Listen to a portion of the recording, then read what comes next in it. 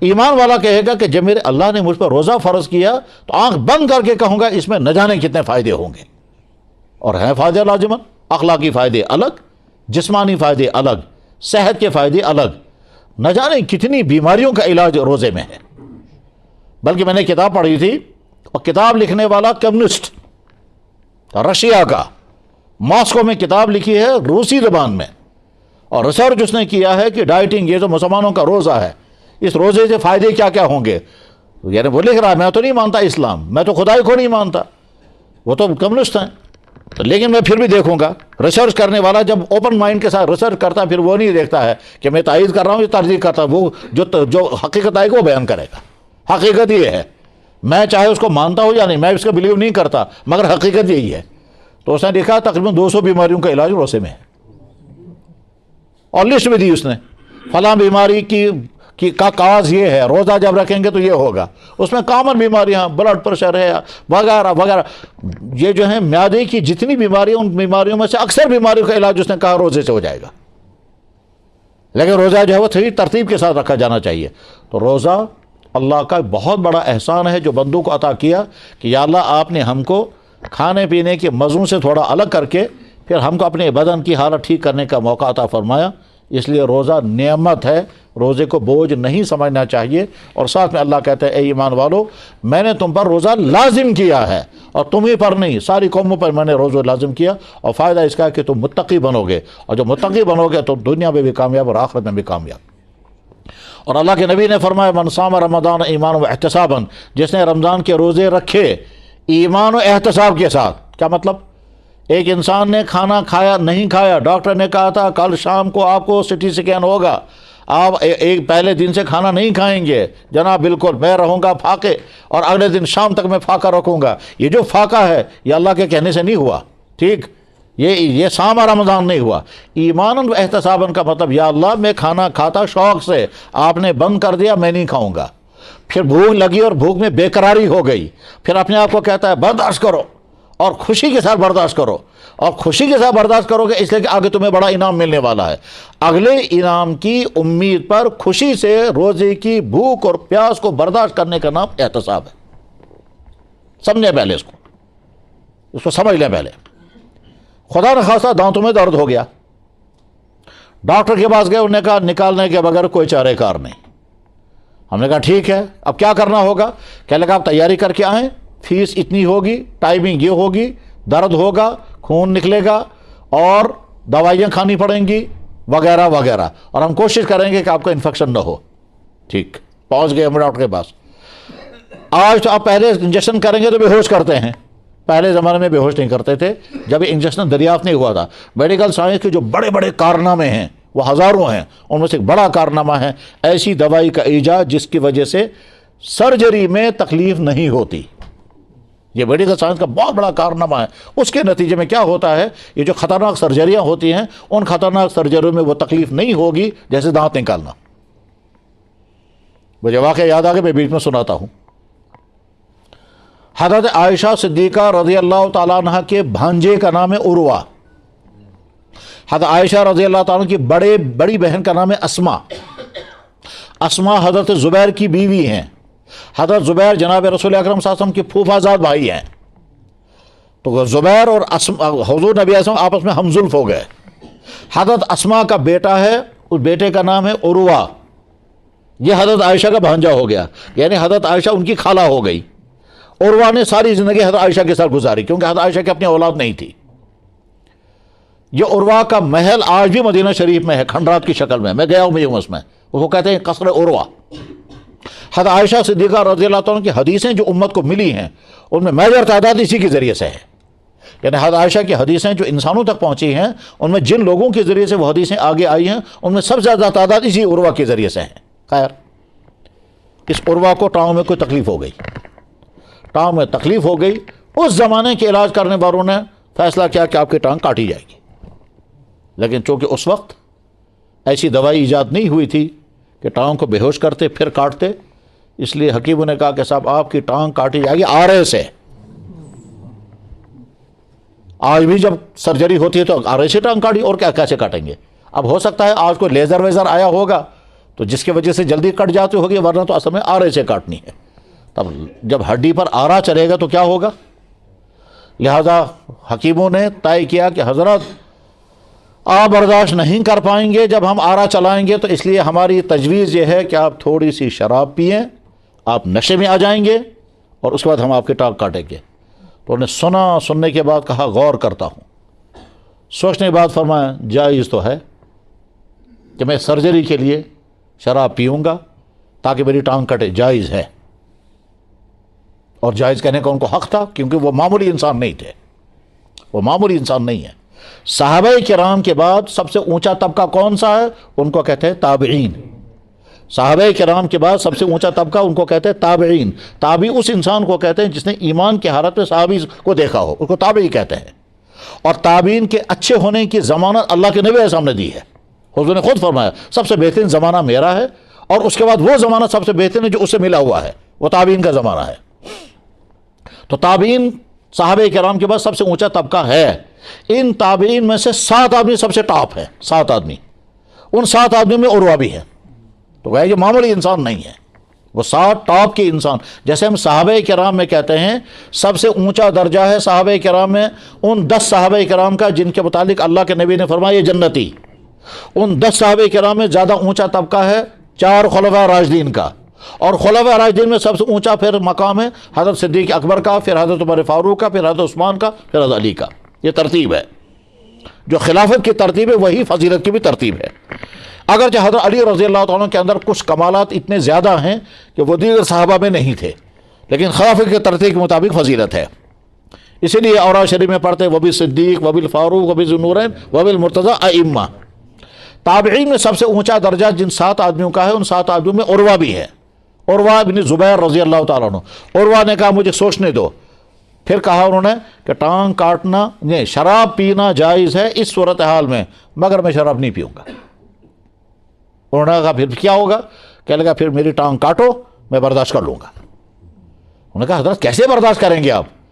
تو انہوں نے یا تو تسبیح پڑھنی شروع کی یا قرآن کریم کی تلاوت شروع کی۔ سر ادھر کو کیا، قرآن کی تلاوت شروع کی، اور ان سے کہا آپ اپنا کام کریں۔ چنانچہ انہوں نے ٹانگ کاٹی۔ ٹانگ کاٹنے کے بعد ان سے کہا مڑ جائیے۔ تو جب مڑتے ہوئے انہوں نے کہا کیا ہوا، نہیں کاٹ پائے میری ٹانگ؟ انہوں نے کہا حضرت ٹانگ تو کاٹ کے الگ ہو چکی ہے۔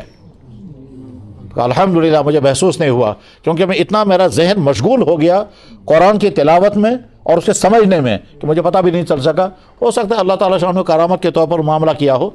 تو غرض یہ کہ یہ جو میڈیکل سائنس کا یہ بے ہوش کرنے کا، کس پر میں نے یہ بات شروع کی تھی؟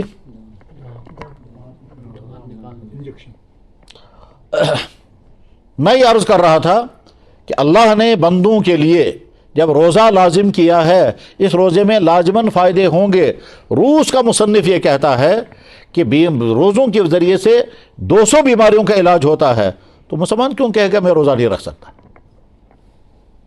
اور روزہ رکھ کر اگر بھوک لگ گئی، اس بھوک کو برداشت کرنا ہے، اس برداشت کرنے پر ہی اللہ تعالیٰ فرماتے ہیں، کیا فرماتے ہیں؟ کہ میں تجھے انعام دوں گا۔ اب جڑے گی وہ بات جو میں سنا رہا تھا، وہ کیا؟ اللہ کے نبی نے فرمایا کہ جو ایمان اور احتساب کے ساتھ روزہ رکھے، احتساب کہتے ہیں آئندہ مجھے بہت بڑا نفع ملنے والا ہے، اس نفع کے پانے کے لیے میں اس وقت کی تکلیف کو خوشی کے ساتھ برداشت کروں گا۔ اب جب ہم دانت نکالنے کے لیے ڈاکٹر کے پاس گئے اور بے ہوش کرنے کی دوائی نہیں ہے، تو ہم ڈاکٹر کہتے ہیں نکالو دانت۔ اس نے کہا ٹھیک ہے۔ اب اس نے جب پلاس سے نکالنا شروع کیا تو آپ نے چیخنا بھی شروع کیا، ڈاکٹر کہتا ہے میں چھوڑ دیتا ہوں، آپ نے چیخنا شروع کیا۔ میں کہوں گا درد ہو رہا ہے، چیخوں گا میں ضرور؟ وہ کہیں گا چونکہ آپ کو درد ہو رہا ہے لہٰذا میں دانت چھوڑ دیتا ہوں، ہم کہیں گے نہیں آپ نکالو۔ وہ کہے گا مگر تمہیں درد ہو رہا ہے، کہتا ہے میں برداشت کروں گا۔ کہا مگر تم تو چیخ رہے ہو، کہا لگا چیخ تو آئے گی، میں برداشت کروں گا مگر آپ نکالو۔ کہا لگا دیکھو ایک تو تمہیں درد ہوگا اور تم چیخو گے اور ساتھ میں پیسہ بھی دو گے، ایسی بیوقوفی کی بات ہے۔ کہا لگا جناب میں پیسہ بھی دوں گا، چیخوں گا بھی، مگر مہربانی کرو دانت نکالو۔ یہ جو دانت میں خوشی سے نکلوا رہا ہوں اور اس دانت کے نکالنے کی تکلیف خوشی سے میں برداشت کر رہا ہوں، کیوں؟ کیونکہ آئندہ مجھے آرام ملے گا۔ اس آئندہ کے آرام پانے کے لیے اس وقت کی تکلیف کو برداشت کرنے کو احتساب کہتے ہیں۔ اب ہم نے روزہ رکھا، بھوک بھی لگی، پیاس بھی لگی، برداشت بھی کر رہے ہیں، اس لیے برداشت کر رہے ہیں کہ آگے انعام ملے گا۔ اللہ کے نبی نے فرمایا اس جذبے کے ساتھ جب تم روزہ رکھو گے تمہارے سارے گناہ معاف ہو جائیں گے۔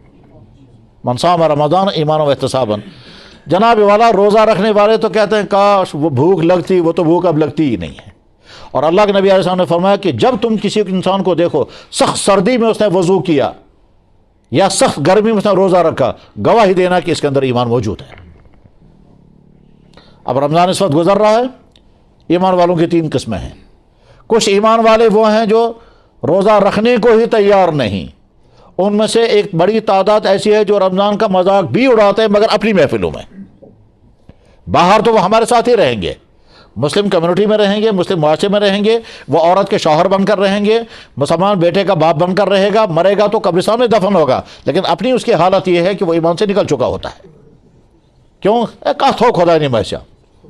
جیسے ابھی کچھ دنوں پہلے جب مجھ سے کہا گیا کہ ایک دفتر میں کسی صاحب نے کہا تو میں نے کہا یہ شہوت محسا، انا للہ و انا الیہ راجعون۔ میں نے ان سے کہا وہ صاحب کرسی پہ بیٹھے ہوں گے نا، کرسی پر بیٹھے ہوں گے مسلمان بن کر، وہ مسلمان نہیں ہے، نہ مسلمان ہی ہے، تو روزہ رکھنا بھی نہیں ہے اور ساتھ میں توہین بھی ہے۔ تو بے شمار بڑی تعداد ان مسلمانوں کی ہے کہ جو روزہ رکھتے بھی نہیں ہیں اور رمضان کا روزوں کا مزہ بھی اڑائیں گے، ان کا تو ایمان ختم ہو گیا، لیکن رہیں گے وہ ہماری سوسائٹی میں، یہاں دنیا میں ہم کو الگ کرنے کی کوئی شکل نہیں ہے، مگر ان کو سمجھ لینا چاہیے وہ اندر سے خالی ہو چکے ہیں، اور پتہ چلے گا وہاں قرآن کریم میں بھی ہے، دھوکہ دیتے ہیں دوسروں کو اور اللہ کو، کسی کو نہیں، اپنے آپ کو دھوکہ دے رہے ہیں۔ ایسے ہی مسلمان تو ہی بچو مسلمان، یہ جملہ بولنا آسان ہے لیکن وہاں فیصلہ ہونا چاہیے ہاں آپ ہیں مسلمان۔ ایک قسم تو وہ ہے۔ دوسری قسم ان مسلمانوں کی ہے جو کہتے ہیں روزہ تو رکھنا چاہیے مگر ہم سے نہیں رکھا جائے گا۔ کیوں نہیں رکھا جائے گا؟ جناب کون بھوک برداشت کرے گا؟ جناب کھانے پہ تو وجہ کچھ نہیں، نہیں رکھا جائے گا۔ تو جواب ہے ٹھیک ہے، جب ڈاکٹر آپ کو کہے گا کہ الٹرا ساؤنڈ کرنا ہے لہذا اتنے گھنٹے کچھ نہیں کھائیں گے یا پانی پئیں گے، اور کبھی کچھ ٹیسٹ ایسے بھی ہوتے ہیں جن ٹیسٹوں میں 24 گھنٹے تک آپ کا معدہ بالکل صاف رکھ کچھ نہیں کھانا ہے، اور اگر اندر کچھ ہوگا اور دوائی پھیلا کر اندر سے بالکل صاف کر کے باہر نکالیں گے، اندر پانی بھر کر کے پھر اندر سے باہر نکالیں گے، اندر کہیں کچھ نہیں رہنا چاہیے، تب آپ کا ٹیسٹ ہوگا۔ ٹیسٹوں کی دنیا بڑی وسیع دنیا ہے۔ ابھی میرے ایک دوست نے مجھے بتایا کہ ہمارے بچے کو بیماری ہے، اس بیماری میں بچے کا ٹیسٹ کرنا ہے، اس کو پہلے دوائی کھلا کر کے کمرے میں گرمی کر کے بچے کو پسینہ نکالنا ہے، اس پسینے کو بھیجنا ہے کہیں، اس پسینے کا ٹیسٹ ہوگا، اس سے پتہ چلے گا بیماری کون سی۔ میرے دوست نے انہوں نے مجھے بتایا ان کے بچے کا ایسا ٹیسٹ ہوگا۔ تو ٹیسٹوں کی دنیا بڑی وسیع دنیا ہے۔ ایک بلڈ سے 10,000 بیماریاں ڈیٹیکٹ ہوتی ہیں، صرف بلڈ سے۔ اب مجھے یاد ہے یہیں اسی جگہ جہاں ہولی تھے سکول میں حضرت مولانا کلیم صدیق تشریف فرما تھے، اللہ تعالیٰ ان کے حال پر رحم فرمائے، اور وہ جس ظلم کا شکار ہے اللہ تعالیٰ اس سے خلاص ان کو عطا فرمائے۔ میں نے تذکرہ کرتے ہوئے کہا، میں نے کہا حضرت اللہ کی قدرتیں کیسی عجیب ہیں، خون کے ٹیسٹ کرنے سے 1000 بیماریاں سنا تشخیص ہو جاتی ہیں۔ تو انہیں مولانا نے فرمایا 1000 بیماریاں تم کو کس نے کہا؟ میں نے کہا جی میں نے سنا 1000۔ کہنے لگا 1000 نہیں 10,000 بیماریاں اسی خون سے معلوم ہو جاتی ہیں، خون کے ٹیسٹوں سے۔ ٹیسٹوں کی دنیا بڑی وسیع دنیا ہے۔ تو اللہ کے نبی علیہ الصلوۃ والسلام نے ارشاد فرمایا کہ جب تم کسی انسان کو دیکھو کہ اس نے روزہ رکھا ہے گرمیوں میں، تو گواہی دینا کہ اندر ایمان ہے۔ اور جب تم دیکھو کہ وہ رمضان، اس کا مطلب کیا ہوا؟ اگر کوئی انسان رمضان ہونے کے بعد جو روزہ رکھنے کو تیار نہیں ہے تو اس سے سوال یہ ہے کہ جب آپ کو ڈاکٹر منع کر دے تب کیا کریں گے آپ؟ اور آگے چل کر کے یہ بھی ہو سکتا ہے کہ ڈاکٹر سب کچھ بیان کر دے، آپ یہ بھی نہیں کھا سکتے، یہ بھی نہیں کھا سکتے، یہ بھی نہیں کھا سکتے، اور بعد میں دیکھتے رہو گے۔ اللہ کے نبی علیہ السلام نے فرمایا کہ ایک رمضان، ایک روزہ اگر کوئی انسان جان بوجھ کر کے چھوڑ دیتا ہے بغیر کسی وجہ کے، بعد میں ساری زندگی اگر روزہ رکھے گا تو اس ایک روزے کا فائدہ نہیں پا سکے گا۔ تو جو ہمارے بھائی روزہ رکھتے ہی نہیں ان کے لیے تو یہ حکم ہے۔ وہ ہمارے بھائی جو روزہ رکھتے ہیں ان کی بھی 2 قسمیں ہیں۔